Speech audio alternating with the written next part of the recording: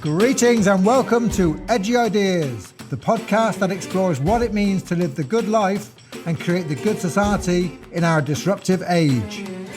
My name is Simon Western, and I will be talking to invited guests about diverse topics, exploring social conscious and unconscious dynamics and desires.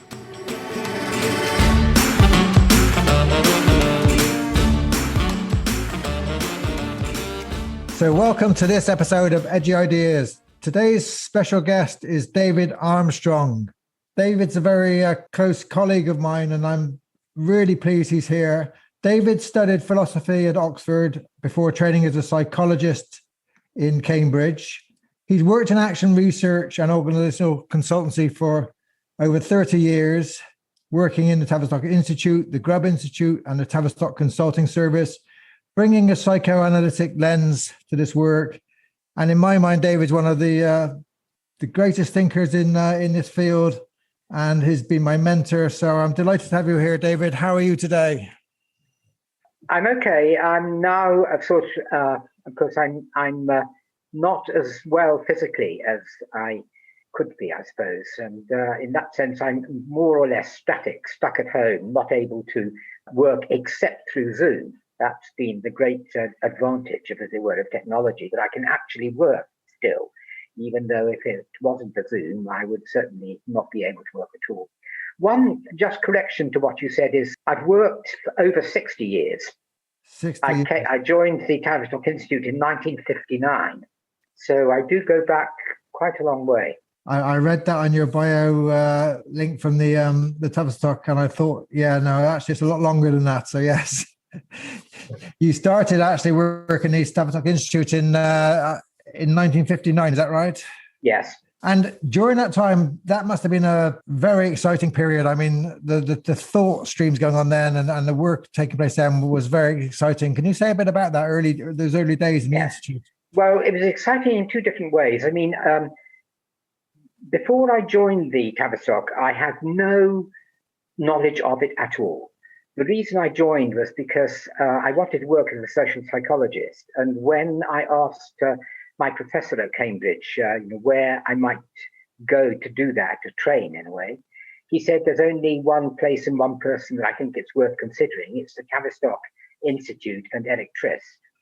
So that's how I got to the Tavistock in the first instance. And I joined immediately after I had graduated from Cambridge, basically, working on a series of projects that the Institute was engaged in around the idea of socio-technical systems supported by the Department of Education and Science. So I was working basically in factories that were experiencing the impact of automation, and we were looking at the way in which, within that sort of new technological context, something of the spirit of the socio-technical work could be maintained and preserved.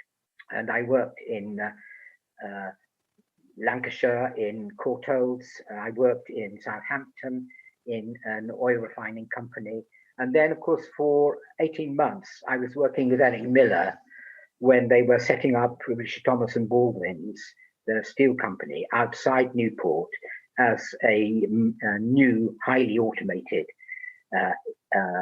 firm. And the idea was to bring management together something like 2 years before the works opened in order to redesign or reconstruct, if you like, a whole organizational structure. So I was working with Eric Miller for 18 months in South Wales and then came back. So now that was, I mean, it was very exciting, the whole socio-technical stuff. Not just the socio-technical idea itself, but also the emphasis on the democratisation of work. That's what really attracted me, because I'd been very left-wing at both Oxford and Cambridge, and it seemed to me that it was a way of, in a sense, rethinking and making more practically realised the idea of industrial democracy, not now as just a kind of a political enterprise, but as an enterprise that involved rethinking the nature and the structure of work. So that was what really attracted me in those early days. But the other thing that was very important was that when I was at Cambridge, I had no interest in psychoanalysis at all. I was very skeptical about it, partly from the sort of nobody at Oxford was remotely interested in psychoanalysis either. But the Tavistock in 1959 was an extremely open place in the sense that you were encouraged to move between the clinic and the institute. You could go to see groups in operation on the one-way screen. You could attend scientific meetings. You could attend clinical discussions, provided you asked people in advance, etc. So you were encouraged to move right across between the clinic and the institute.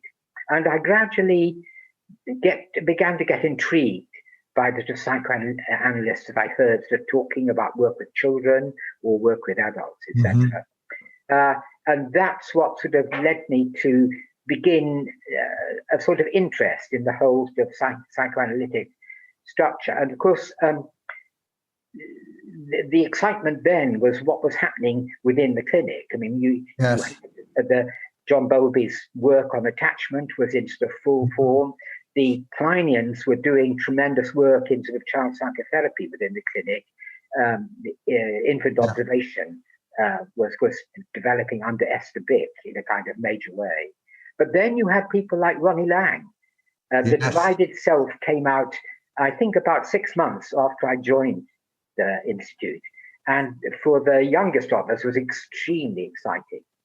And then later, it was The Self and Others. That was about 2 years later, etc. But The Divided Self had an enormous impact, certainly on myself, and I think on some other people, more so than it would have now. I mean, now you tend to think of Laing as a rather faded figure, but in those days, he was very exciting to be around.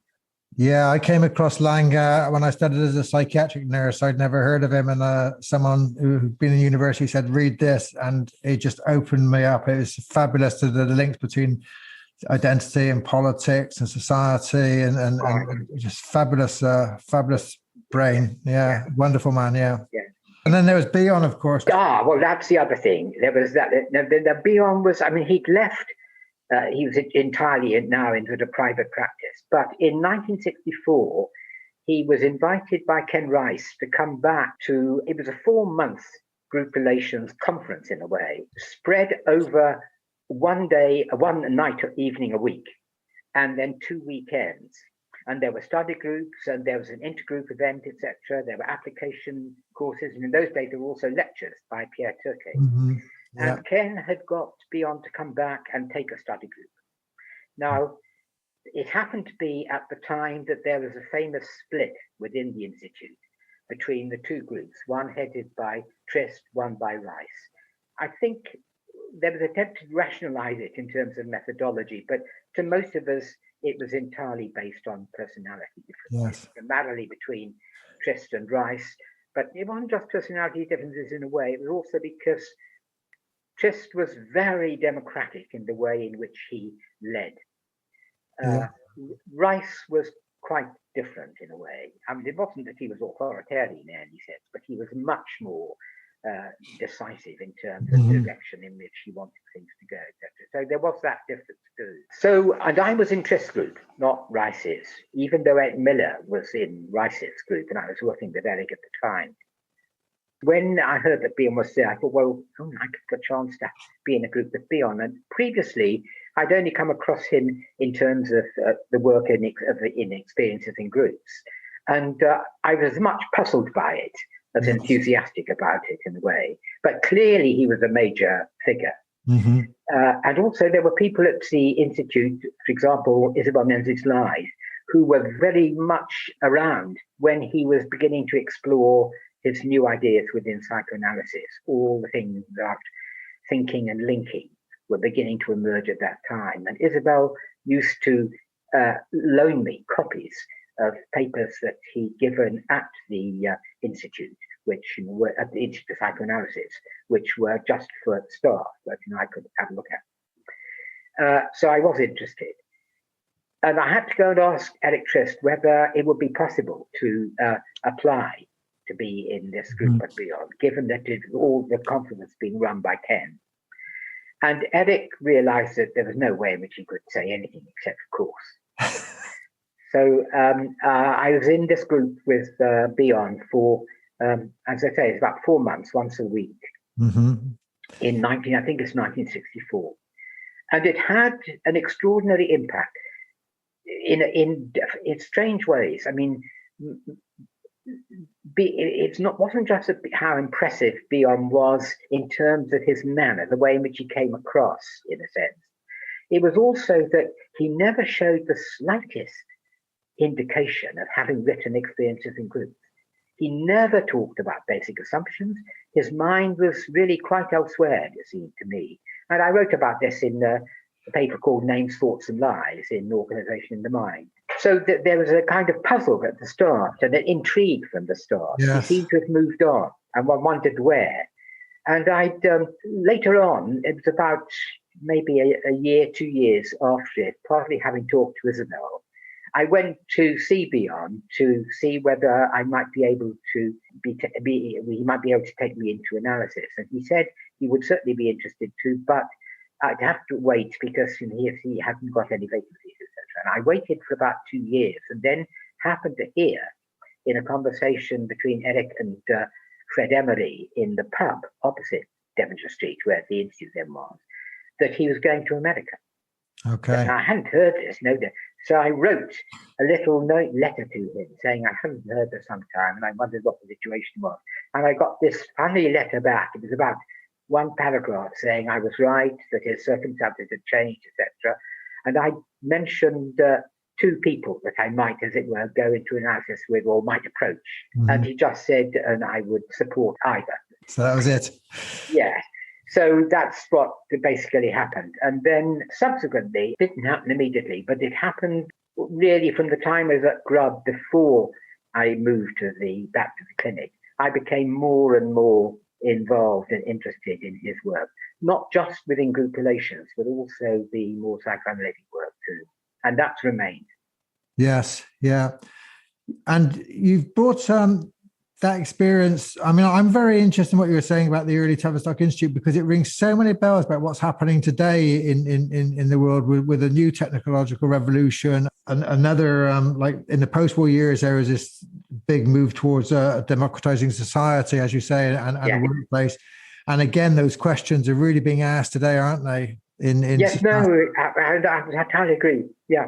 And you've written, I was reading a paper you wrote, I think it was the Eric Miller memorial paper you wrote about trying to recover some of the radicalism and that these days psychodynamic, psychosocial thinking can often be an outsider view of what's going on, making interpretations rather than experiencing and engaging. Do you want to say something a bit about that, David? Yes, I think, it's partly the distinction between the strong action research emphasis in the early days of the Tavistock and the need, in a sense, driven by the market to move more into consultancy. And although you could argue that consultancy from a kind of psychodynamic perspective has a sort of action research twist to it, nonetheless, it's quite distinct and different from the action research that originated within the Tavistock, which is really about creating transformative change and then sort of looking at the way in which that sort of mapped out and its impact.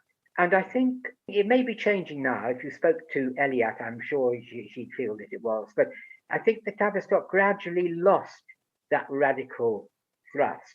And I think it's to do a bit with the shift between Trist and Rice. Of course, it's interesting that after the split, of course, maybe 2 years later, Eric moves to the States, as Fred Emery later does too.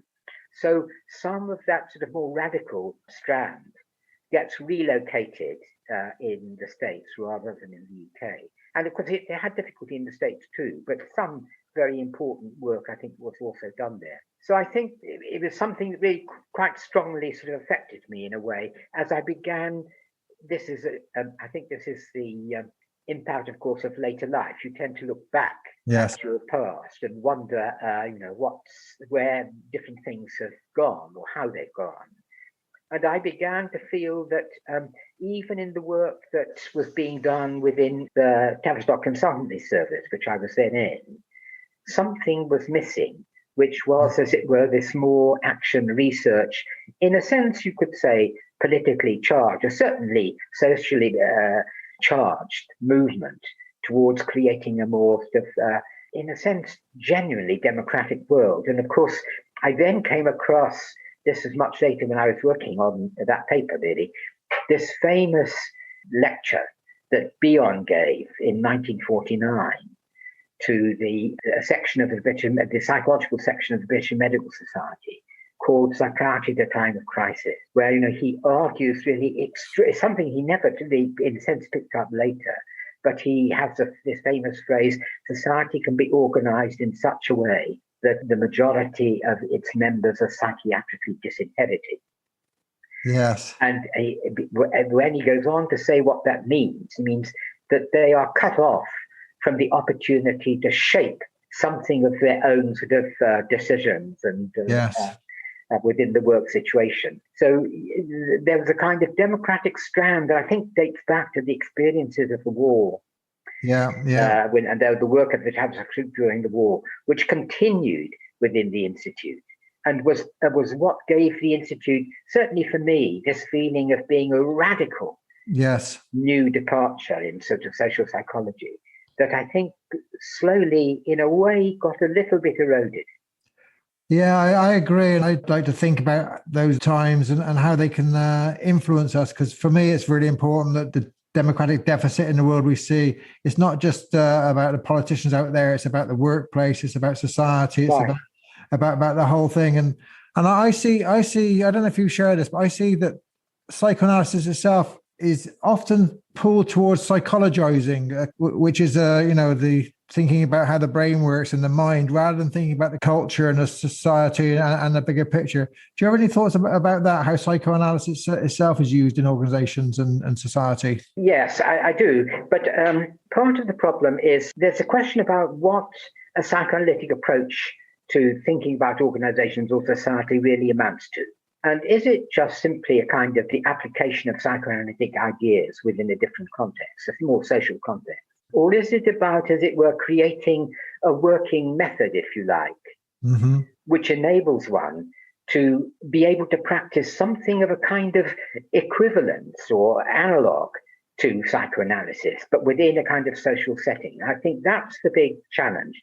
And the whole issue around, the work I've done on organization in the mind was partly to try and see if one could identify a way of working that, in a sense, had some sort of legitimacy that wasn't just a matter of applying psychoanalytic ideas within the social setting. But I think there's a move beyond that, because I think although I could do that, and I think it worked quite successfully, working within, as it were, a more consultancy framework with organizations, when you're working, as it were, more societally in this more sort of action research area, I think that's the area that's still not really been developed. There's a very, very interesting paper by Eric Trist written towards the end of his life called New Dimensions of Hope, where he talks about work that was being done not within the sort of classical socio-technical area at all, but work, and not in the classical organizational area, but was being done in community projects. And he talks about the work of the Craig Miller Society in, I think it's in Glasgow. And of course, what they did, this was a voluntary group of people who wanted to do something to really address something of the challenges of a highly sort of disadvantaged area within sort of Glasgow. And what they decide to do is to mount a festival, a kind of arts festival. And this is what they do initially. And it worked. It's a tremendous success. And they then, as it were, use it as a way of trying to attract support for a whole variety of wider sort of social projects that they engage in. Now, he observed the work of the Craig Miller Society, went to Glasgow, etc., etc., etc. And he's written about it in New Directions of Hope. And at one stage he says, why should one assume that working in this way within the arts was something that could make a kind of radical contribution to, as it were, the solution or identification of the issues around social deprivation of one sort or another? And he says, well, He goes back to psychoanalysis really here and says, well, the arts are an imaginative expression of our sort of deepest, as it were, whatever, I can't remember exactly how he puts it. So I write about, I think this is in the paper called The Ethical Imagination that I gave at ISPSO, etc. And so I think this idea of, what form would a psychoanalytic approach to thinking about more community or societal problems take? I think this is a really interesting question. What he addresses in this New Directions of Hope is that it depends on working in a radically different way from the consultancy mode, because you've got to work in a way in which, as it were, the problem that you're working with is a problem that's a problem for you, not just for, as it were, the client. It has a kind of existential quality, and I think it's trying to get a way of identifying that is going to be the real challenge. Funnily enough, it links to another movement in psychoanalysis, although of course this is nothing to do with society at all, but it's to do with the approach that Antonino Ferro and some of the Italians, but there are Americans too, have taken to extend Bion's work and link it to a particular version, a sort of version of field theory, in which they say that the work that you do in an analytic session, where the focus is entirely on the internal world, they don't think that the focus is on the external world at all. But when the external world comes in, you have to understand what is that saying about what's happening now in the exchange between me and thee, meaning the client. And so they then talk about, in a way, that you can think of the whole session as a kind of dream that emerges between, as it were, the inner world of the patient and the inner world of the analyst. Although there are different roles, it's not mutual. Now, I think something of that, which is really an attempt to say, look, you've got to find a way of working much more closely alongside the client in a way that doesn't somehow privilege your ideas and your experiences against the clients.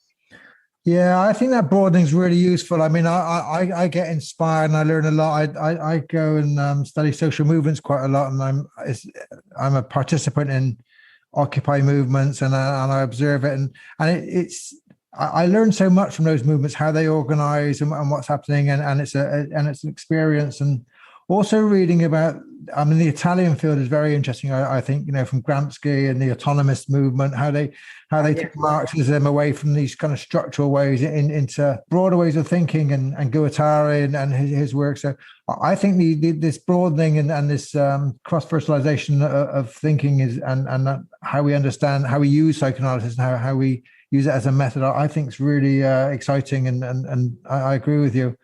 You also have another stream of you share with me, we're both from dissenting traditions. You came from Methodist missionary parents. Yes. You told me.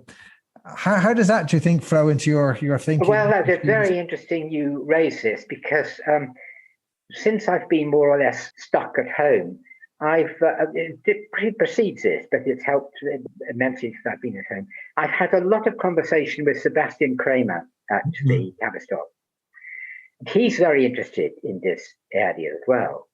I mean, for example, one thing that interests me is the way in which the main figures, the radical figures, outside, obviously, people, the Kleinians, within British psychoanalysis, have all come from a kind of nonconformist background. Yes. Bion himself, Winnicott was, of course, the child of Methodists. John Bowlby. Well, he wasn't so much nonconformist. They've all come from a kind of radical Christian background in one way or another. In that sense, they're a bit outside because of the mainstream analytic movement. I can remember, funnily enough, that once when I was talking to Jock Sutherland, this was, I just joined or about 2 years after I joined, about whether to enter psychoanalysis or not. And he'd asked me about my background, etc. And he said, that's very useful to know, because there are two kinds of people who really do well in psychoanalysis in training. One are Jews and the other is Calvinists. Yeah. And I mean, and Kramer, of course, is very interested in the Quaker issue as well because of Rickman. Exactly. I mean, that was my experience is quite funny because I'd been going to Quaker meetings and then I turn up at the Tavistock to study and I sit in a study group and it was so familiar. And then when I read that Rickman was a founder and a Quaker, you could really help my understanding. I mean, one was waiting for the spirit to kind of speak through you and the other was waiting for the unconscious to speak through you, but it is a very, very parallel experience. Yeah. Well, the other than that, think in a slightly different way, because I think one of the reasons why I do think Methodism probably has had an influence on the work I've done is that, of course, in the early Methodism particularly, even when I can remember it was still true a bit, the group was hugely important. Yes. They set up groups all over the place, whereas it were just ordinary members of the congregation would share some of their own sort of experiences and talk about this or that. So I think that tradition, although there are also, you could make criticisms of it, as E.P. Thompson does in The Making of the Working Class. But nonetheless, I think it was something that was quite powerful politically, and it certainly, I'm sure, indirectly must have influenced me a bit. Yeah, I'm sure. And me too. My mother actually was, you just reminded me, she was a working class woman in Crewe, and the Methodists saved her. She had a difficult family background and she went to the Methodist youth camps and stuff. And then she turned up in East End of London and the Methodists were active there and they gave her a home and they gave her education and stuff and actually transformed her life. So is that social action? Is that kind of a faith into a social action piece, which is really, really powerful. You're also an identical twin, David. How does that influence your work, do you think? That's much more difficult to say. I really not sure I know that. Yeah. I think even when I was in analysis, I feel that relation, the relation with my twin and what it really figured and what it meant for me was never fully explored. That's right. I feel that I'd be very reluctant to say anything really about it in a way. Mm-hmm. I know I have more ideas about the difficulties it tends to create in one's private life, which is to do with the kind of search, always a search for somebody that thinks so closely with oneself. I suppose the thing that I remember after training is the way in which I noticed it mainly if I think about examples of listening to music, that if I would go to a concert with Michael, listening to maybe a singer singing, I'm going listening, for example, recitals by Peter Pearce and Benjamin Britten. And there's a certain moment where Pearce might sing in a particular way that was very characteristic. And, we'd look at each other and smile because we knew exactly what each one was feeling at that moment of time. And I think that's what makes other relations so difficult, because you feel there's something that you can never recapitulate in a way. Yeah. Even though, you could also be critical of that too. Yeah. Some powerful influences. Going back to the Tavistock, there's a socio-ecological anthology which was written, and it seems to me that work is still to be done. No, I very much agree. Recently, this is in relation to the Tavistock centenary. Michael Rustin and myself have been thinking about developments within the whole sort of Tavistock tradition, not just within the clinic, but also within the Institute too. And we've written about this in the book. But one of the things that Michael particularly is very good on, I think, is that if you look at the 3 volumes of the Tavistock anthology, social engagement of social science, engagement, of course, that was such a critical in the early years. I think got a bit lost. In the first volume, the psychoanalytic strand is very, very active and visible. Mm-hmm. In the second volume, it is here and there, but to some extent less so.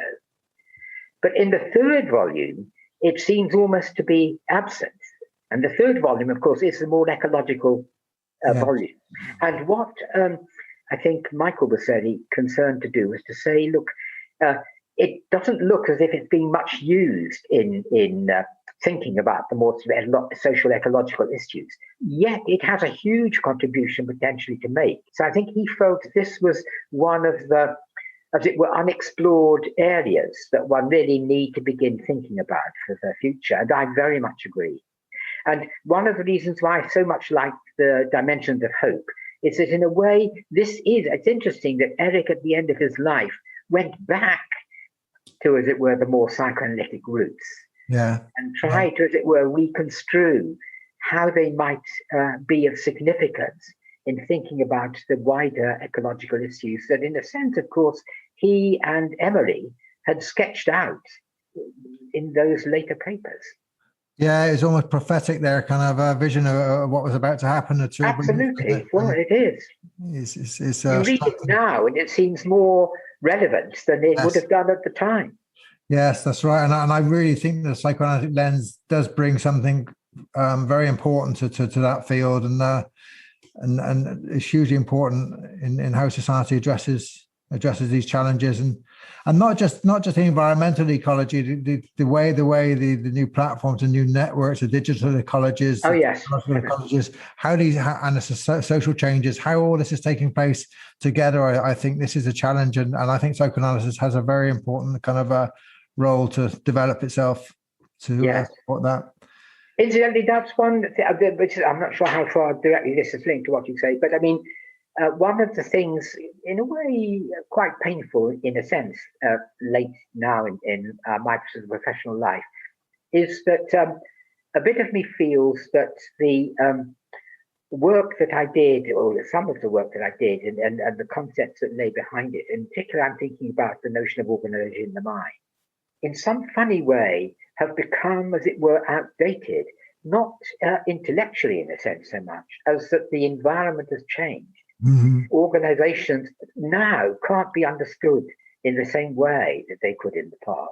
So you'd have to talk about, if anything, networks in the mind, I suppose. We don't know what the way of thinking might be, but I'm aware that it's not universally true, but there's something of the focus of that work that is no longer necessarily quite so pertinent. And it makes it quite painful when people ask me whether I want to say anything about this or that. I say, well, I don't really, because I don't think it's relevant anymore.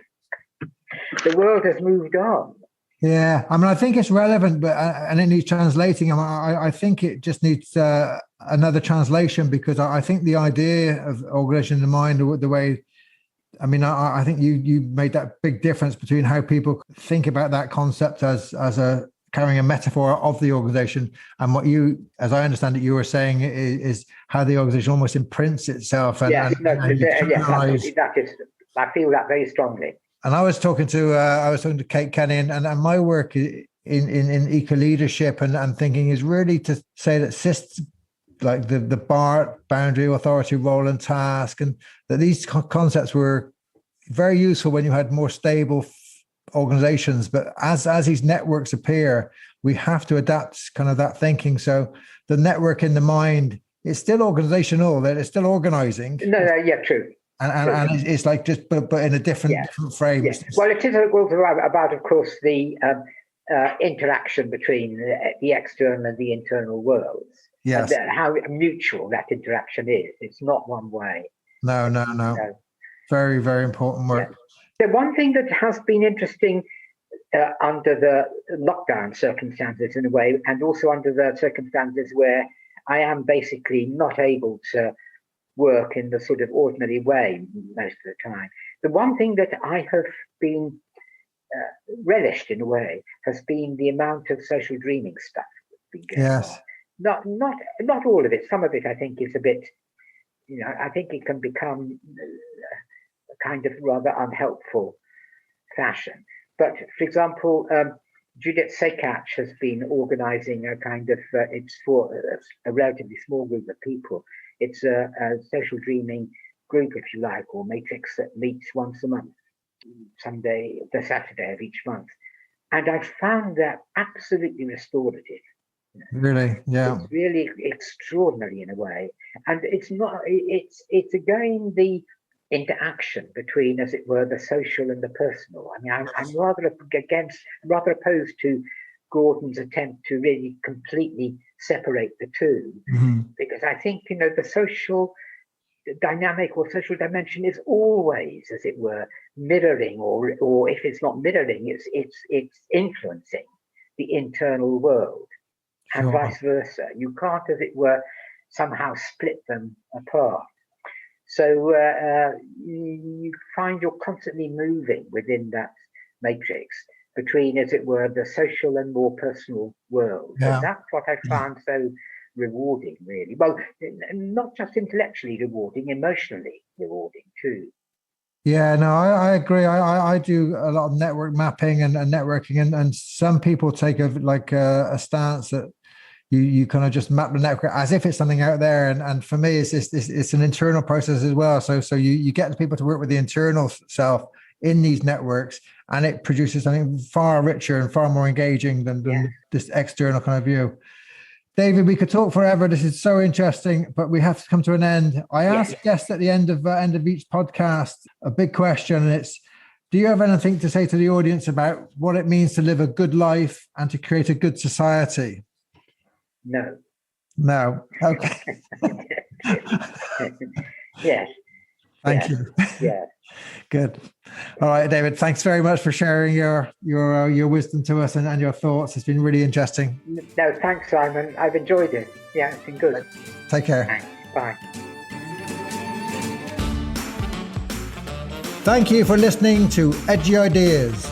If you enjoyed our podcast and would like further information about our coach and leadership training, or would like to join our advanced community of practice where we discuss edgy ideas and much, much more, please contact me, Simon at analyticnetwork.com.